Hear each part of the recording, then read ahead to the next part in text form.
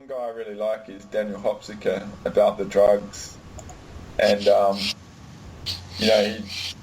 he's actually really cool because he's struggled but he's spoken the truth, and he's just like all the CIA and the drugs and all through that area. There's a new movie coming out that Tom Cruise is in, and it's about Barry Seal and the meaner drug stuff, and he's like, man, it's a crime that they're not telling the truth about this stuff now. Yeah. And it's like, is that Jack too? What's that? Sorry. The second Jack Reacher. No, there's a new one coming out called Made in America. Okay. It's by the guy that directed Tom in Edge of Tomorrow as well, and it's all about drugs.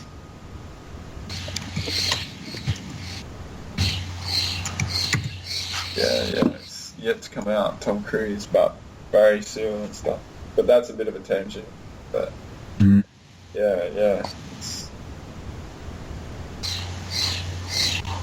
The one movie I was meant to ask you about. Have you seen Sicario at all? Yes, I did. I mean, that was good. Brutal, but it was really authentic, Because I actually took a clip out where Emily Blunt goes and smacks the guy at the end. And he goes, until 20% of the population doesn't want to snort this shit, the only option we've got is trying to control it, Yep. And it's it's a massive soft disclosure there. So, well, I would look at that not only as soft disclosure, but if you look at those numbers, it's probably much higher percentage. Sure. Because, that's pretty hopeful at 20%. Conservative. Yeah, conservative for sure. Because the drug wars have been around long before that war. There was the heroin wars before that. There was the opium wars. It just decimated communities. Yeah. Okay. I mean, years that's going on. The whole money thing and the opium in China and stuff, it's to subvert a whole nation and stuff. Right. So, I mean, my attitude is and this is something that you should probably put out in a public way, whether I ask it or not, is I actually was feeling out the relationship between greed and opium addiction. Because money and the drugs are very linked. And it was you talk about the sacred geometry and stuff, I was actually there is no difference. It's just a different instrument, It's one's accepted in society and one's shunned on, but it's it's the same thing, Essentially, it's the same energy. So that would be quite fascinating to a few people. Mm-hmm. Because people are in it, they don't know it. How would you know if you're addicted? It's the same energy. So I mean, it's a different way to see more intensified. Maybe it's more intensified. Yeah. I mean, I was in the money thing, and it's true. It's there's even this thing I was looking at called Flood Into the Pit. It's about the Chicago exchange, and it's just the pure greed, It's it's accepted. It's fascinating. So. So there are, how do I put this, reasons why drugs are used throughout our history to dampen a soul's experience so they can blur the longer-term plan. Because a lot of souls, when they come in, they get 1, 2, 3, 5, 7, 12 generations ahead of time because they're in a clan that's pretty much set. They're gonna, they're not gonna be at war for 100 years, et cetera, et cetera. They can plan, extended periods of times before weird invasions would happen. And drugs were a way to control the incarnation, the actual birthing incarnation process, and really scramble what contracts meant. Because a lot of people met through the drug trade, but were unaware of their other karmic actions of being drug traders. Sure. Yep. Yeah. Because I mean, one guy... Any drug. even pharmaceuticals today. And that would be an interesting way to explain to people what a drug culture we've been and an alcoholic culture we've been. Okay? You heard me say in the event, 70% of the 75% of the population was drunk, 0.2 blood alcohol for their whole lives. Yeah. I told my mum that the other day, because it's like how we lost power for a few days, or when people lose their comforts and they start complaining on end. And I said, like, how the basics we don't appreciate. And I said to her, like, you said at the event, right? And I told her, when I went to Seattle, the guy Andrew, he's like, you said up until like the 1750s or whatever, most of the world were at 0.2 alcohol limit because there just wasn't even clean water, And that's just a concept that people wouldn't even comprehend, Yeah. And it's like, it's so obvious after you hear it, but it's like, we've, as much as what we complain about, we've come a long way, to be able to actually have clean water from a tap, let alone hot water, So. So then you add heavy amounts of salt to that. Yeah. High alcohol, low water, high amounts of salt. What do you think that does to the body? It just destroys it. Salt that at that time would be not iodized. No, it's just like it's more just stripping the body, toxic sort of heavy metals and all sorts of shit. So that would limit their lifespan because of the alcoholism and the salt to 30, 35 years. Yeah. Okay? Yeah. And, there's a direct correlation to alcohol and salt and life expectancy, throughout the generations here.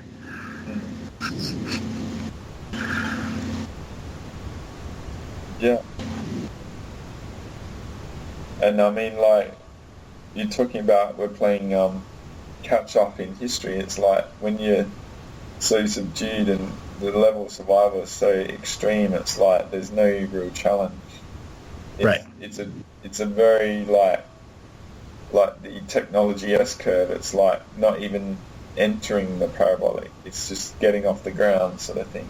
Mm-hmm. Over such a long period of time, but eventually, just by the sheer nature of like the artificialness of it, the will overcome it. Right. So another layer of seeing the past, when people were able to shed off the alcohol, have a clean water source for 6-7 lifetimes in a row, oftentimes that would trigger a lifetime that would create a divinity path.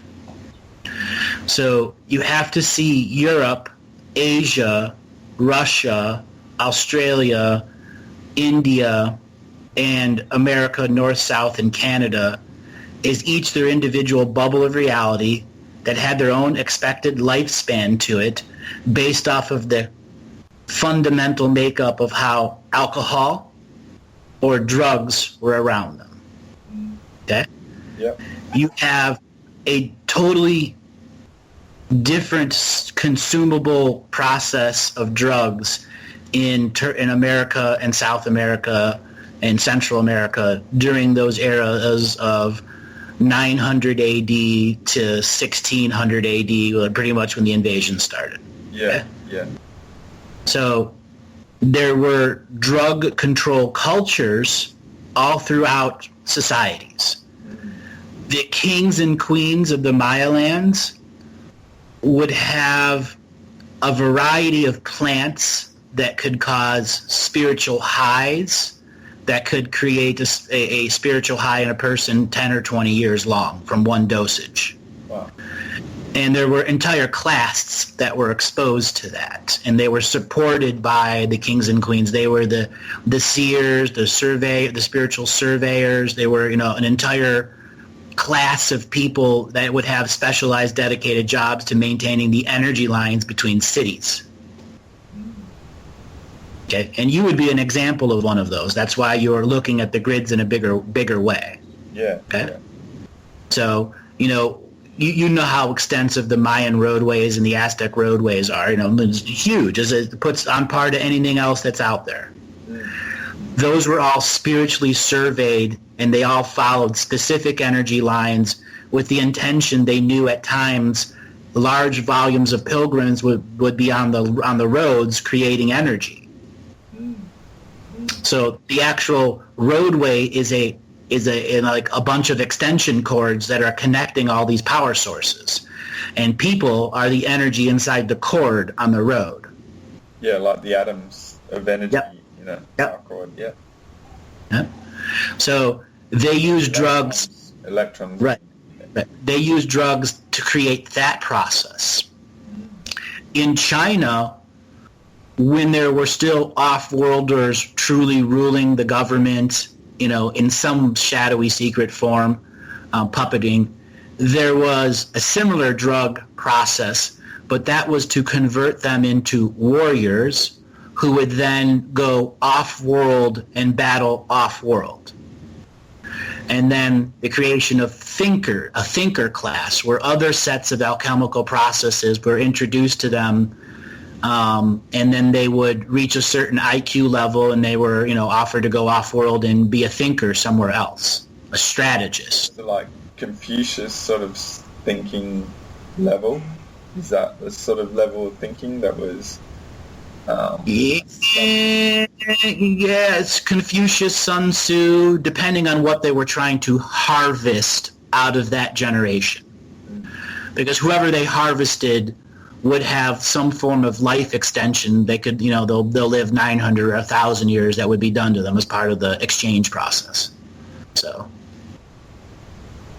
when you're saying, like, say, China and the off-world warrior class, is that like from the Galactic Mafia harvesting these beings to be something, or it's like free will, this era of, say, China are conquering or exploring on their own free will? So it would be more like a draft, like an NBA draft. And the draft would be based off of a teacher who had already done large volumes of, training people to be multidimensionally aware. And if the theme was military, science, or spirituality, or consciousness exploration, there was a series of themes. And there would be these scouts that would go around looking for specific themes, because who was going to have them come to their place needed them to come via free will. Yes. Now, there were non-free will agreements where whole armies were traded. That did happen frequently. That was the basis of advanced trade. Was it all the multidimensional mafia? No, because after a while, the mafia understood that if they interfered with some of these bigger souls going other places, the blowback on them was horrible. So they just started figuring out how to everybody work in their own little black market. Yeah. But you can associate it to a draft system in scouts. Yeah. Whether they're I'm actually really fascinated by ancient China, because they were very advanced, and then obviously the British came in with the opium, and you talk about like money and gold, like transferring energy, like the use of, say, opium is like the method that they extracted the life force. Right. Yeah. Well, not only extracted the life force, but began mass hauntings because that opium had curses put on it. Oh, okay. So it was a spiritual weapon. Yeah. I mean, it was black magic on every sort of... Black magic.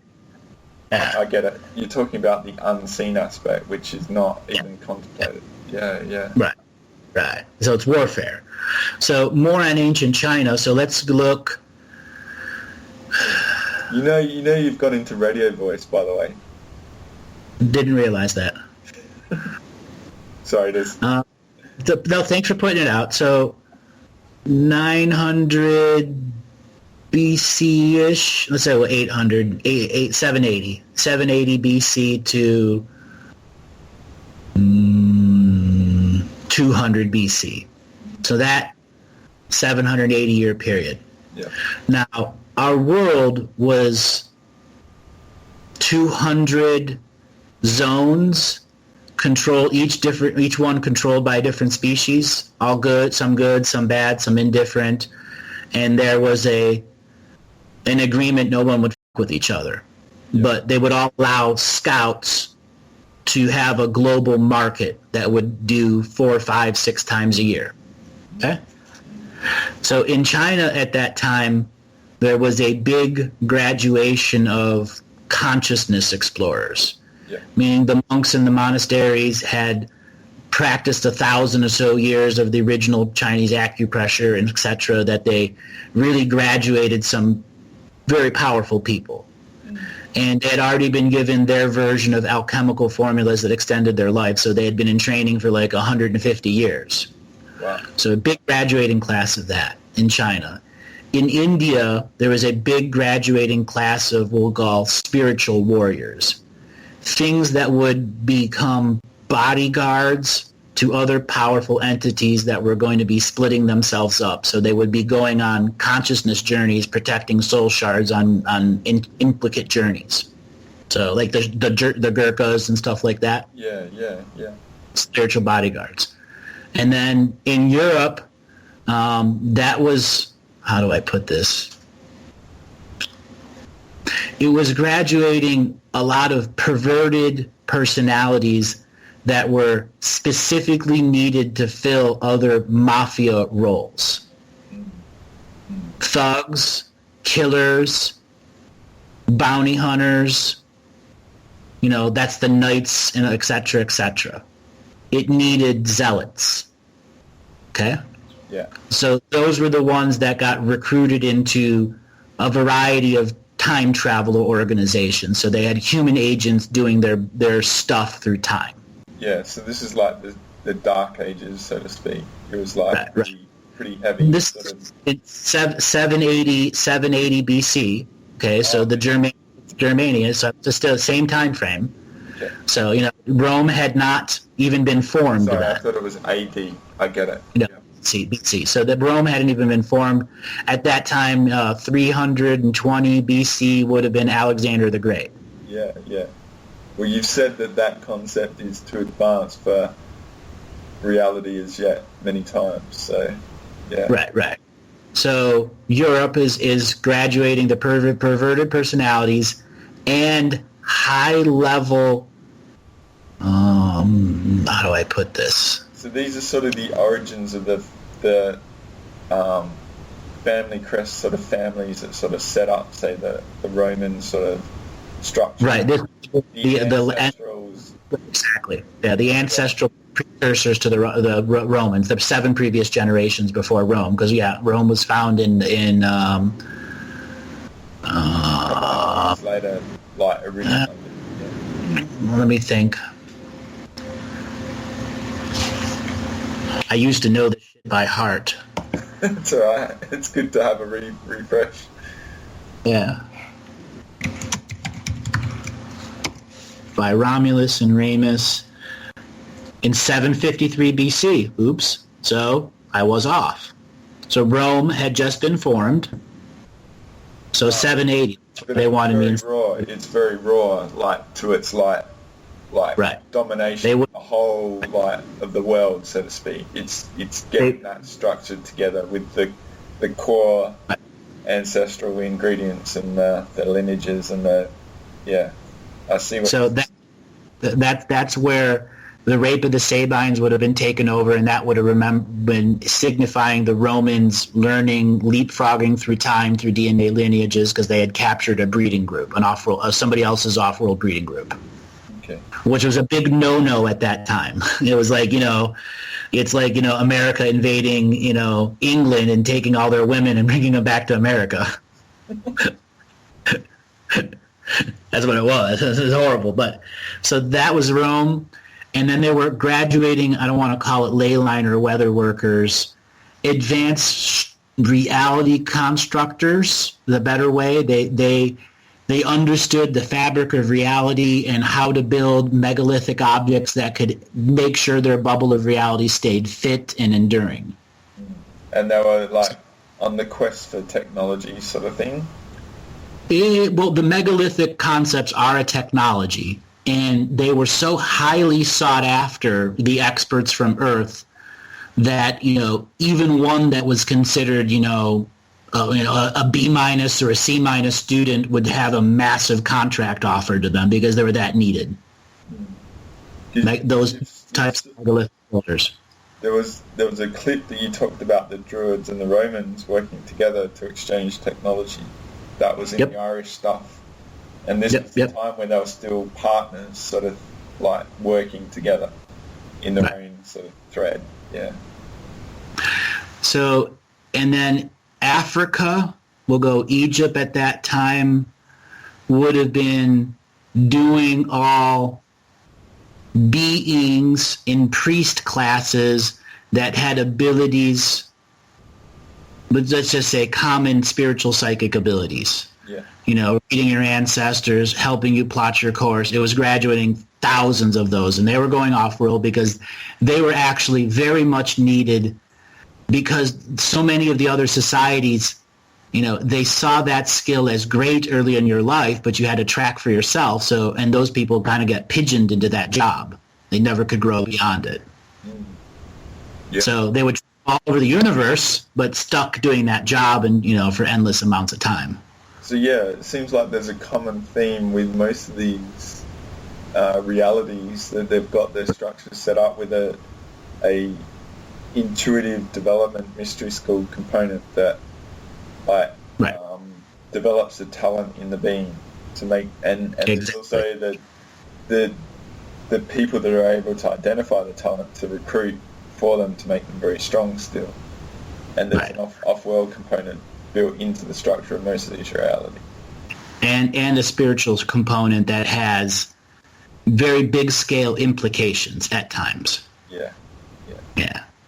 So Africa, we'll just say the African peoples in general, at that time were still experiencing heavy extraterrestrial influence into their rituals, which would regularly re-empower the grids of Africa that were powering ships. So it was like everybody's secondary airport or transportation and logistics center, because Earth would get attacked frequently by other raiding beings.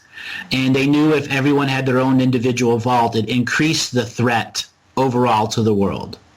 So they would have communal vaults and communal landing areas that had deep underground bunkers.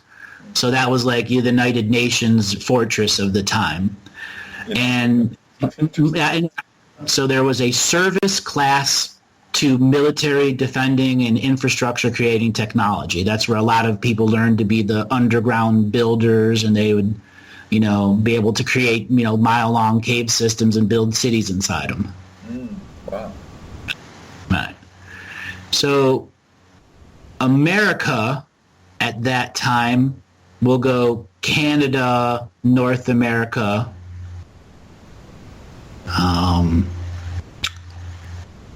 It's a little harder to describe what they wanted out of them, because the type of genetic engineering was meant to look at other worlds where their genetic pool was heavily reduced, and they would bring them to Earth and make them a native clan in Canada or North America, and it was like a micro bubble of reality that allowed the remaining soul families to come out of eternity and come back into a lineage and bring more DNA through their incarnating of light. So it was a way of farming the system so more DNA would come in. Now, so it's like, and then that would feed the Aztecs, the Toltecs, and the Olmecs, because they would, regularly be, roaming the territories until they found certain areas. Then they made their own cultures, and then those cultures were connected via, travels, roadways, trade, and their spirit would take them south. Yeah, so it was trying to create a maximum variance in the DNA potential to create. Yeah, I get you. So the Aztecs represented the place. where perception of rituals were done, which were actuality direct connections to the portal of the sun, so they could transport in souls from other astral worlds direct into a temporary astral world where tens of millions of people or thousands of people would be partaking in a ritual, and upload soul codes into them, which would go and have children, and if they had the right soul code, they could then connect and have children from other parts of the galaxy come in and not have to directly transfer from one soul star to another. So it's like direct to the surface. And there was a byproduct of energy that the Temple of the Moon and Sun and the Aztecs actually did, and it created this, I want to call it like quicksilver, but it isn't. It isn't poisonous. It's actually, extremely life-giving. But it's not a liquid metal. It just kind of resembled like a paint, like a consistency of a paint. And it would be added to water, and it was such highly sought after. If you've had a blank world that you were trying to attract a celestial soul to, you would use stuff like that because it would greatly increase the ability of the celestial being to bond faster with the shell of the planet that might have been created for them. You know what?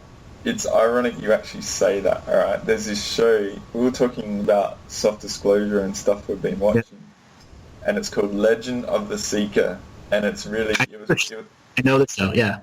And I kid you not, I watched it ages ago, and I just started rewatching it, and the clip I started was about this very isolated sort of water supply, and in it were these flakes of sort of gold sort of paint.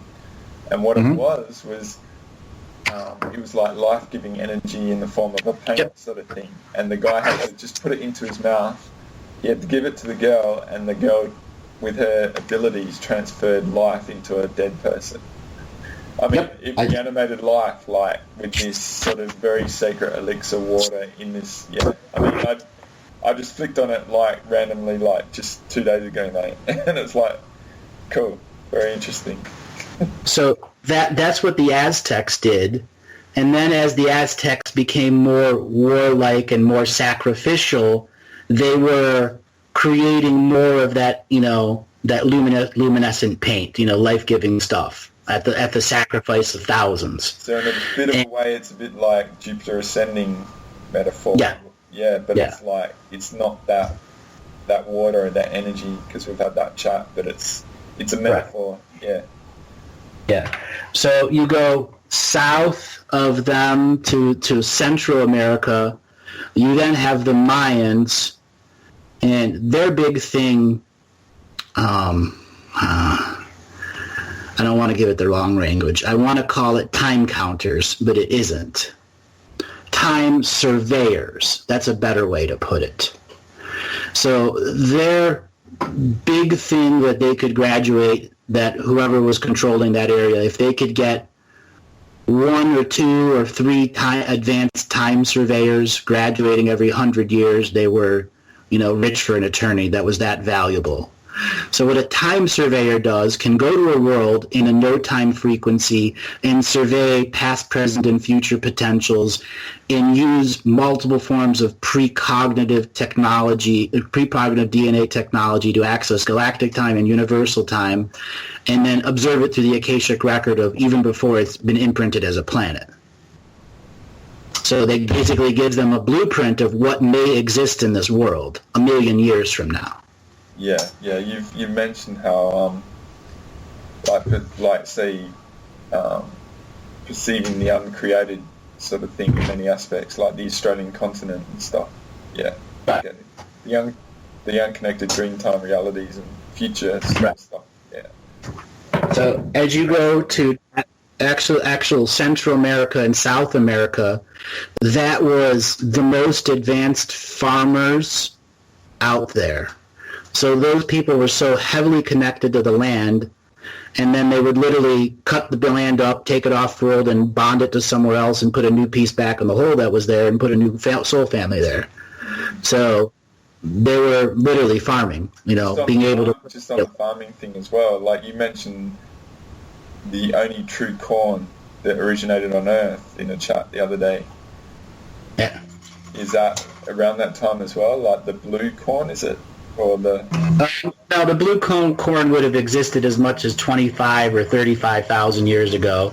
It survives the ice ages. Seeds have an ability to survive ice ages, especially, the grandfather seeds.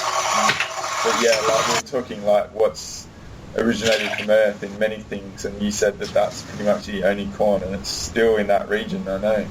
Like they treasure it. It's like, yeah. Yeah, because it has a how do I put it?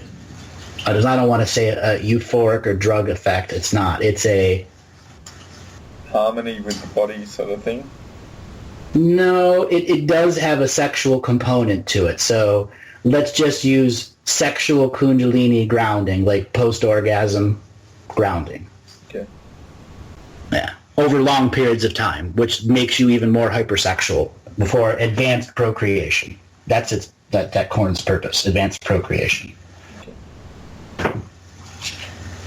Wow, I just broke a rule. I'm getting fingers pointed at me. Yay! It's been a while since I had a finger pointed at me. You must be hungry, hey? But that's interesting. Very interesting. Mm-hmm.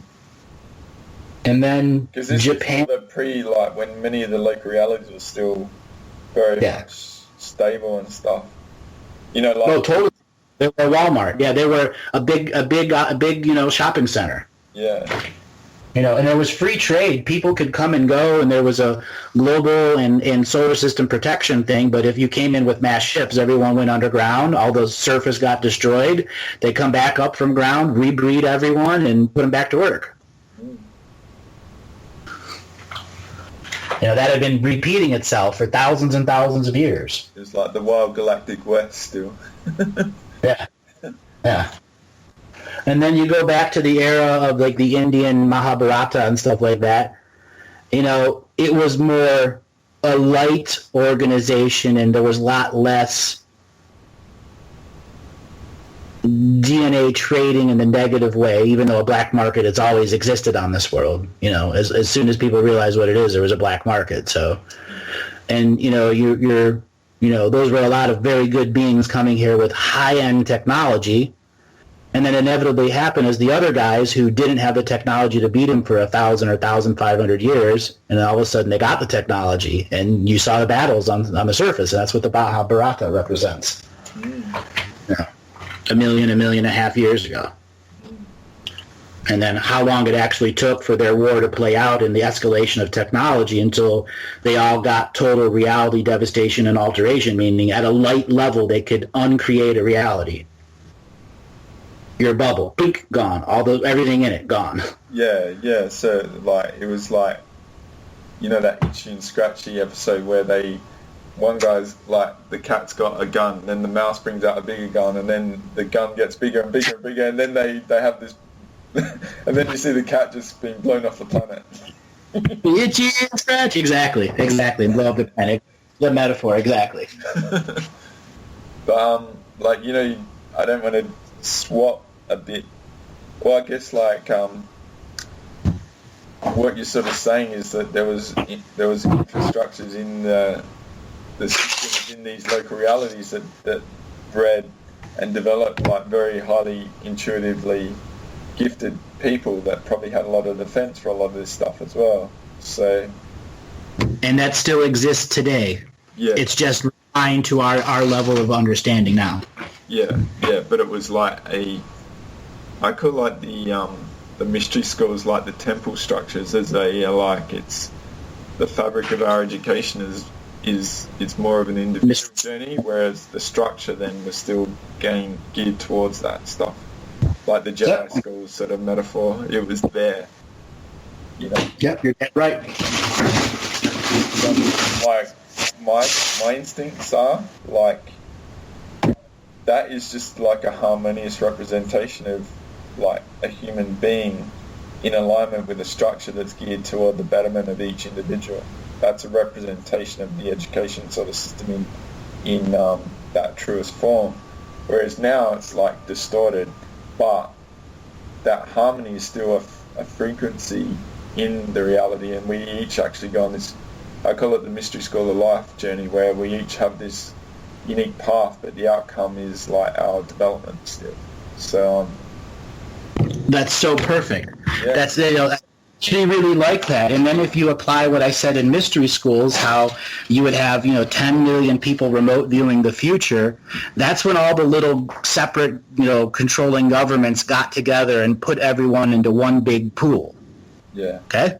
Yeah. Because they understood what was happening, that something on a much bigger scale was happening, and forces outside of their understanding were beginning to make moves against their good business and their bad business.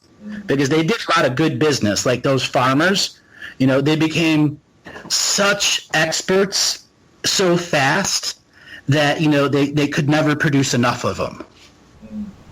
Okay? And then you have the ones that... Like you talk... animal husbandry ones, farming, is specialized. There are sometimes it's the farmers, they need to get an animal grid going. They need mice, they need dogs, they need cats, and all the different worldly versions of that. Yeah. Like you talk about how Earth is like a galactic seed planet, and like, say you're saying in that particular instance, like farmers were being created. Was the off-world like seeding a planet still going then, or was it ever going then? Yeah. See, the thing is, it was like an export of like people to be able to actually operate in with those life forms to be able to harvest them on other planets. They were exporting, like trading. Right. They were exporting personalities who had learned enough esoteric knowledge and skills from whoever their local bubble of reality teachers were, so that they could accept a exit of this world and it wouldn't sever their contracts with this world. Yeah. It was like a choice to migrate to another reality, but it just wasn't on this planet to actually perform their role that they'd actually developed the wisdom here for. So, right. Yeah. So there were ones that came to another world, and then, they did 10 years there or 100 years there. And at the end of that planet would extend their life. Quite literally, as part of a gift of, nurturing life on its surface in the types of way that they would be doing. Especially the ocean farmers. Yeah, the ocean farmers were, yeah. And that person could be the original ancestors for the future as well? Yes. Yeah. Yes. So, yes. Because the key for, like, say, human life anywhere is that we actually need our ancestors to be there, present, for the future generations. So it sort of completes the cycle. Not only the expertise and the wisdom of that technology of farming or whatever it is, but then also it allows for the breeding. Yeah. Very cool. So then there would, how do I put this? They would extend their life, and they could go to 50 or 100 other worlds, and by the time that their contract being farmers was done off-world and they'd come back, they could have lived as much as 1,000, 1,500 years. And many of those returned and began an infrastructure in North America, South America, the Polynesians, that began to represent resistance-free Earth. In the initial concepts, because they were ancient beings returning with all the knowledge of farming and growing, and many of them learned megalithic building on the long journeys of doing that, so that they could, make an infrastructure where Earth could be free of all of the off-world organizations and governments. Yeah, so we were sort of talking about like 750 AD. Yeah. Is this around that time, or this is well before it as well? Like that structure. It would have been well before that. It would have been as much as 11 million years, but if you take into account time traveling, technically it's 54. So. Yeah. Yeah.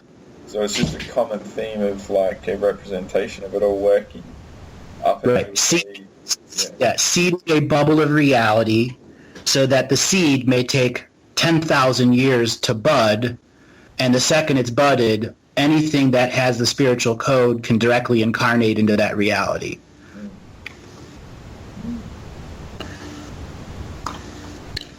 Yeah, and this is where it was like it's not just sharing life as in like organic life. It was the technology to maximize the potential in wherever that went. Yeah.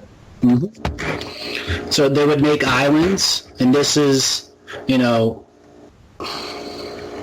some of the islands were spaceships, and was put on top of them, and they were simulated to look like tunnels, which was a reality experiment. But it was what was meant because it was going to be future time travel fallout shelters and just places for people to hide and have incredibly powerful lives on Earth without the system guiding or telling them what to do,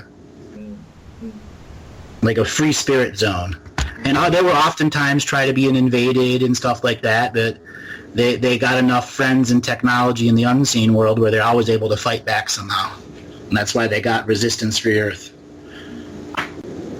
And all amongst this was the incarnation grid being influenced as well. Yes. And I didn't mention any of the undersea populations, so that's just the surface, because there were undersea populations that were just as genetically farmed as we are. So like things like Poseidon and all that sort of thing are metaphors for those undersea? Yes. Yeah. Yep. It's like the DC comics with Wonder Woman and stuff. They got Aquaman and things like that, which are sort of soft disclosure, I know. Yeah. In a general metaphor sense, but there's an underlying theme that this is right.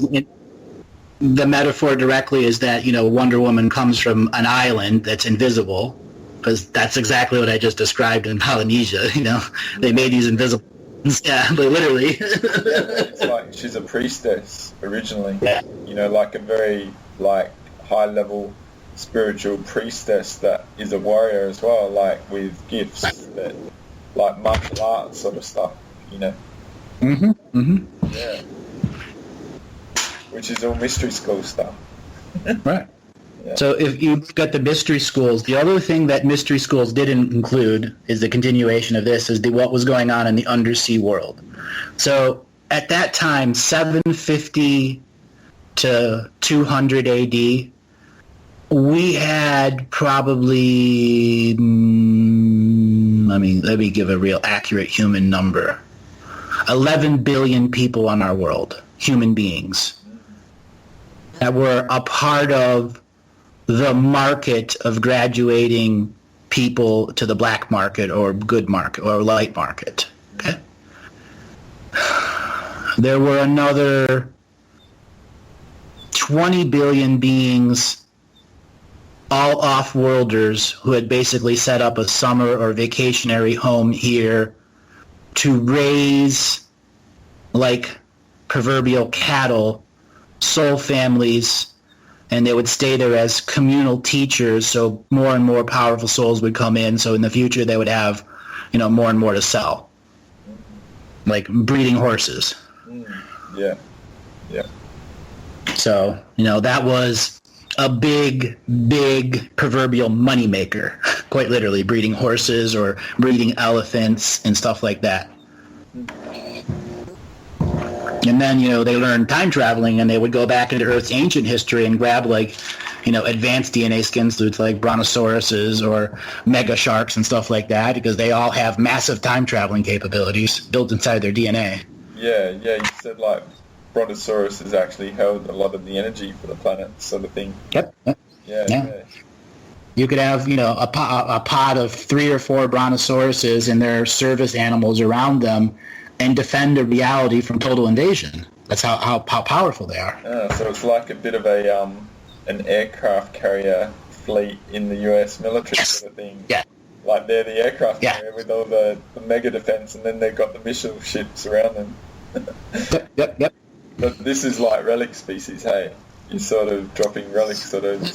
I wouldn't call it a relic species. A specifically designed technology by the celestial mind so that it could take full control of its surface for an extended period of time of healing, and its offensive and defensive systems were skin suits that it invited specialized beings to direct incarnate in under a total Earth control for X number of years. This is like a harmony of Earth creating a sentience that will defend her in like organic skin suits, not like exactly. Not like produced technology. I get you. Yeah, organically. Everyone's there in a unity format. You know, the presence of Earth is everywhere. So that would be the Brontosaurus. And then mega sharks or megalodon. That was like one of the most advanced underwater skin suits that allowed you to time travel, portal create, do attacks on other concepts, and you could have 200 or 300 souls inside one. So so it's like a submarine, a living submarine, submarine. Yeah, but it's like a collective in a skin suit.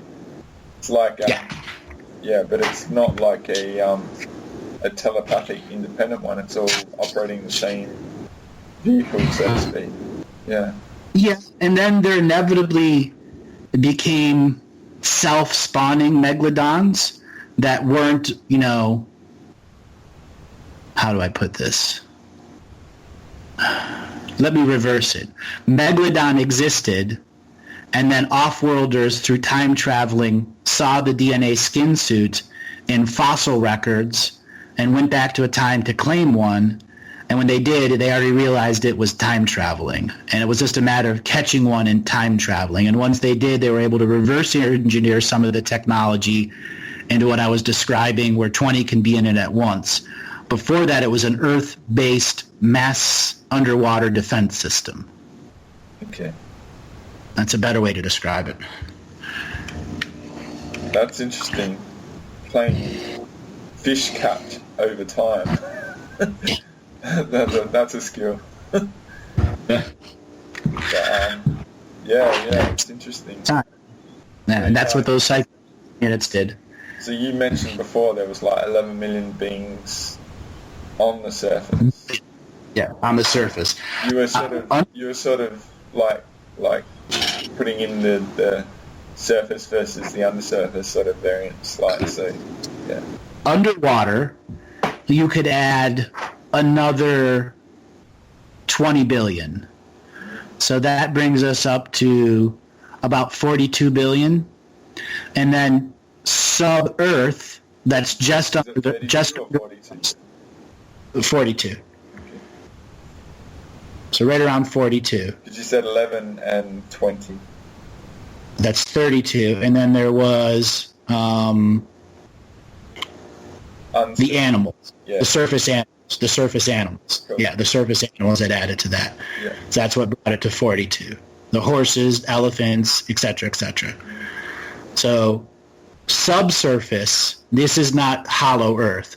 Just under the crust of the surface, add another 15 billion. Yeah, right around 15 billion. Though it could expand and contract by a billion in a day because they just would travel off-world. Yeah. It's just, portal access. So that's 59, 64 billion.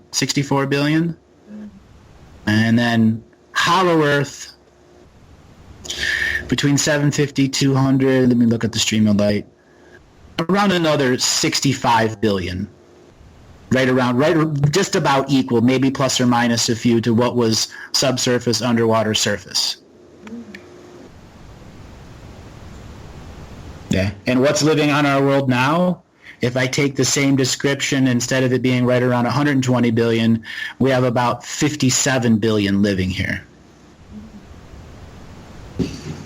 So just going back to like the life under the sea, what sort of beings were they? Okay, we have that 20 billion you said, which is like far more than on the surface.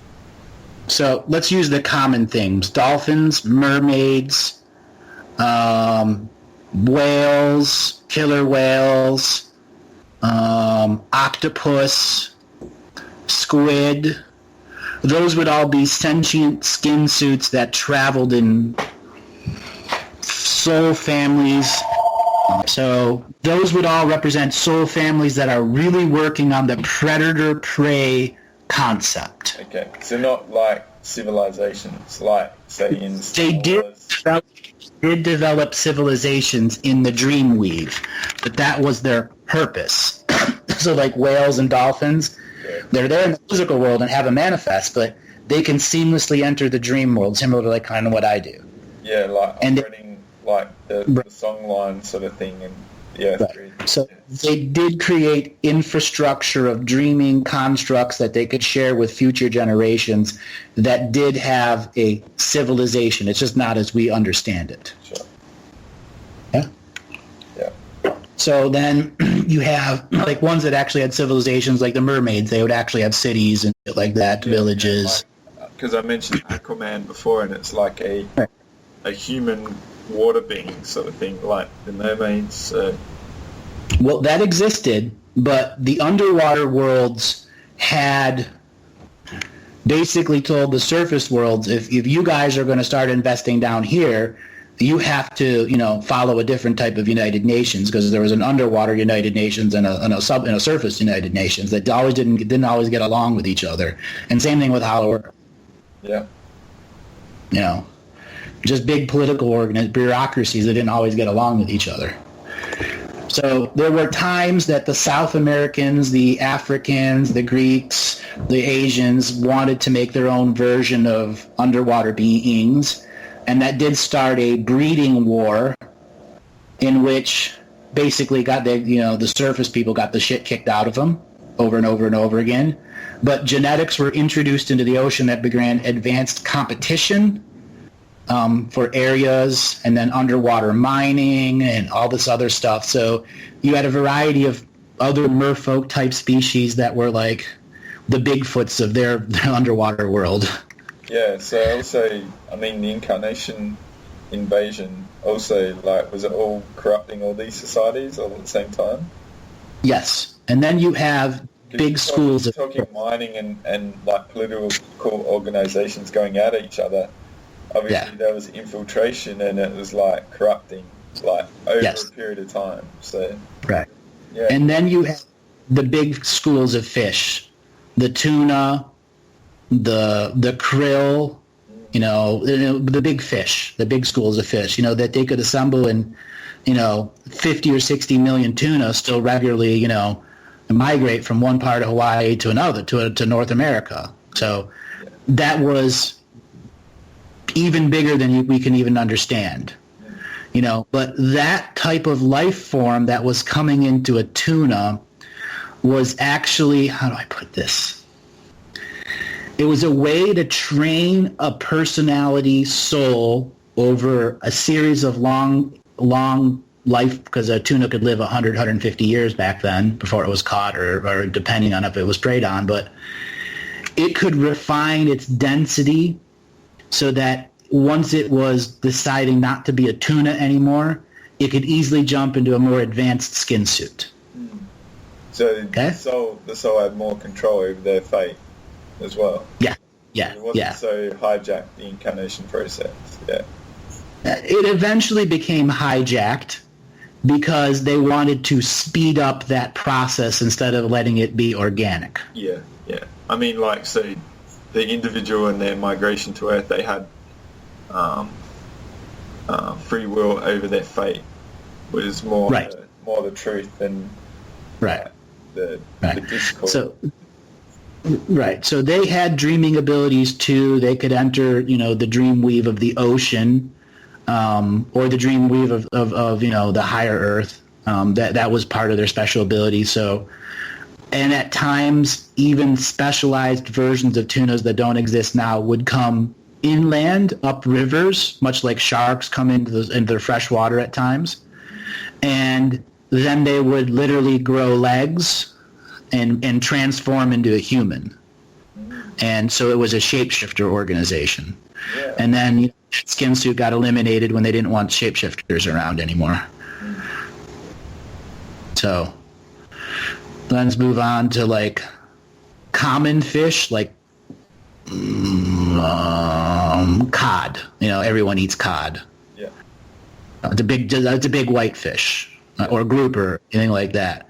Yeah. So those were actually high commodities to bring to other worlds, because other worlds had a really hard time creating all the stuff that oceans needed. So it was highly sought after to find an ancient cod or an ancient grouper that actually had a soul in it, that had done it a bunch of times, that was willing to go to another ocean on another world, to be a chief spirit of incarnation on another world. That's interesting, because like the Asian communities, they revere fish. Yeah. And fish quite, like, they honour them a lot, That's interesting. Yeah. Because on some level they're tuning into that being. Yeah. Fascinating. And then there's a variety of other fishy suits that do similar things that are in fresh water. And then, there are certain types of fish like smelt, which is common all over the world. It's a bait fish or a feeder fish, but it can massively reproduce itself many times per year. Yes. And if you use some of that essence that the Aztecs did along with that, you could make mass breeding areas. So you could literally have an entire ocean of bait fish, and then suddenly introduce a handful of predators which will massively breed, and you can stabilize a new ocean. But then, like, also in times of, like, absence of food, you can reanimate, like, sources of food quick as well. Well, right, because they could store, 50 billion smelt eggs, and then transport them through time, and they'd always have a food source. Yeah, wow. Yeah. But I get what you're saying, like populating new sort of oceans with the hierarchy of like life to get it going, like in a Right. a whole system. And the plant communities too. They're just as sentient, and I kind of dumped them. Plant communities are their numbers are already included to that final number of about 120. Yeah.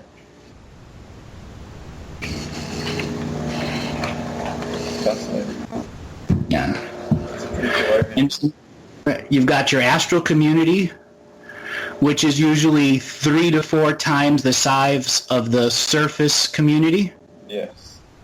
And then the ancestral extinction, which is separate of Hollow Earth, is 3 to 4 times the size of the astral projection.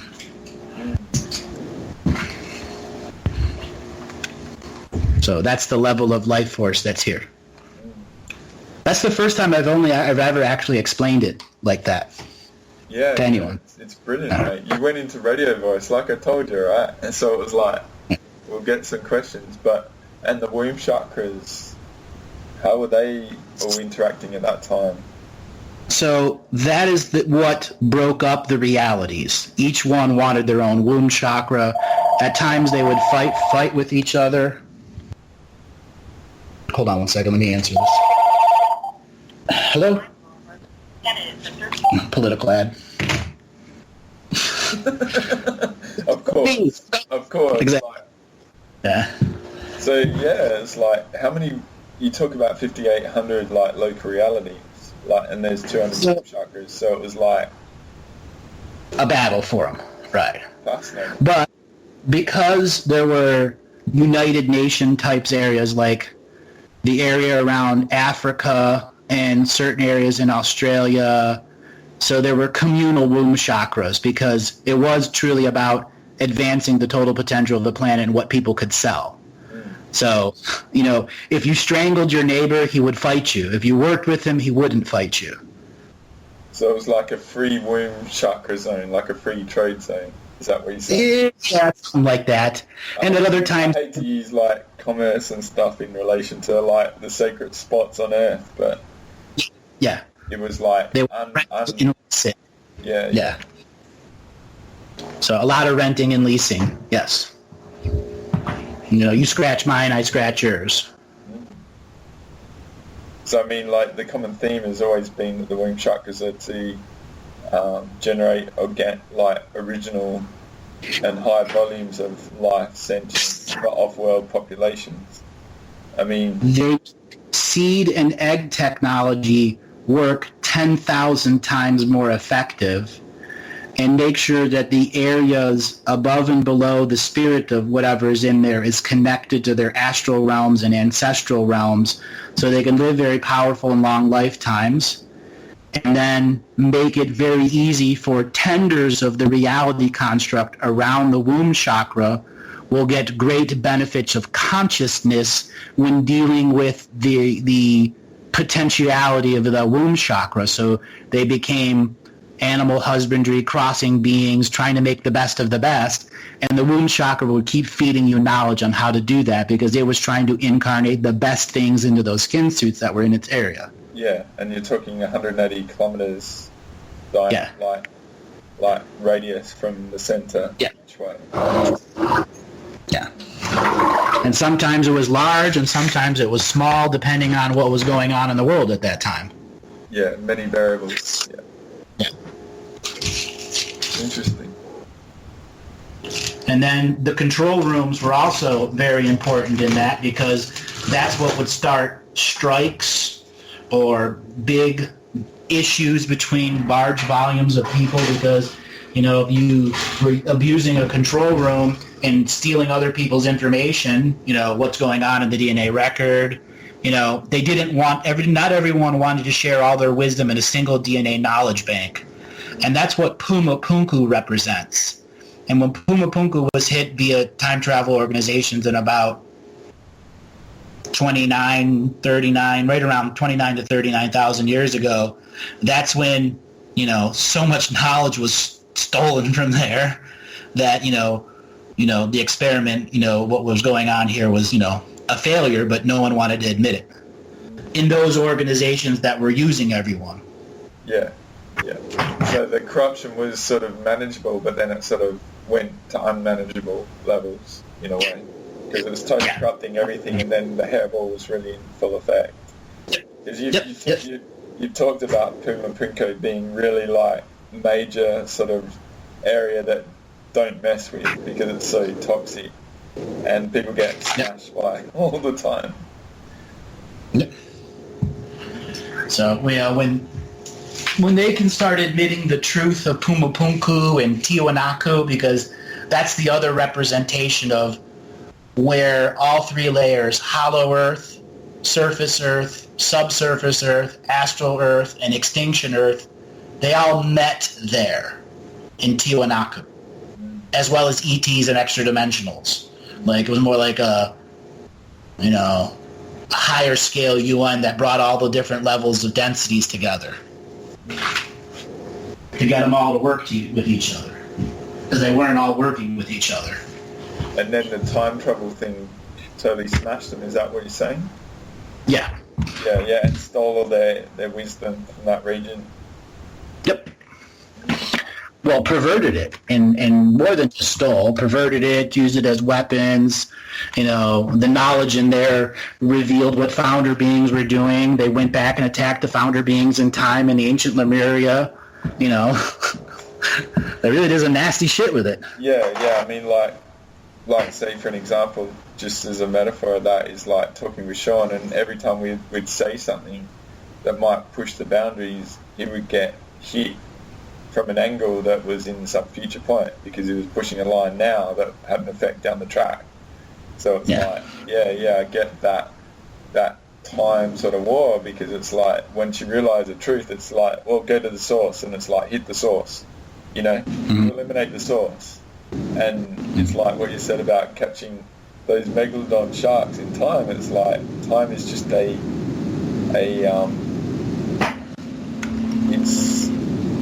a variable in the whole. It's not the defining thing. It's a bunch of different variables at that. But now where we are, time is like a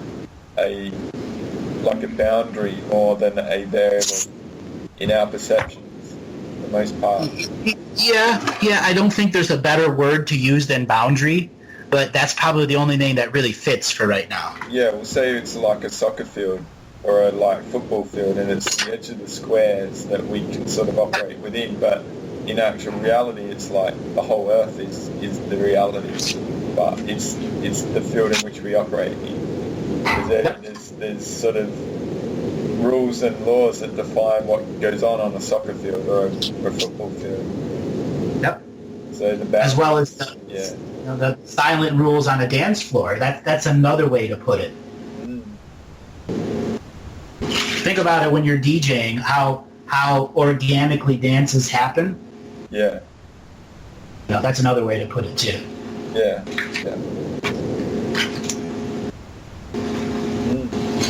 Thanks for sharing that. Yeah, that was fun. You got into you just went there, so it was like, well, let's explore this, Yeah. And how ironic you got a presidential interruption phone call. It was for Clinton. But yeah, I got this recorded, hey. So I mean, if you want to put something out, we can do it. So. Yeah. Maybe we can put little pictures to it. So there was one more thing I wanted to say on the incarnation grid. Oh, what was going on in the rest of the solar system was just as key because it's all part of the galactic ascension machine. Okay. So we just got the snapshot of Earth. So because for a while Saturn was trying to compete with Earth and what it was producing better beings, because there was basically a solar system wide production. It wasn't just here on Earth that they were producing skin suits. That was going on inside the hollowness of asteroids. It was a full court press to breed everything in the solar system.